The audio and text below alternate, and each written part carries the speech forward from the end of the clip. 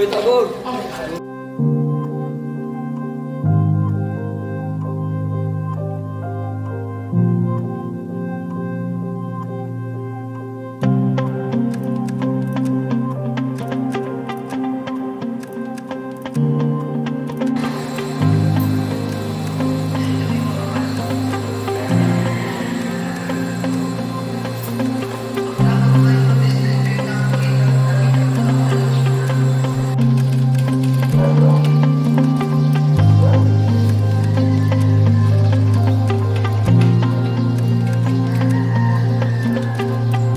Actually po dapat kahapon kasi kahapon po isinagawa yung moon sighting po. So sa amin pong mga Muslim, kapag nakita yung buwan, kung nakita yung buwan kagabi, mag-start na po kami.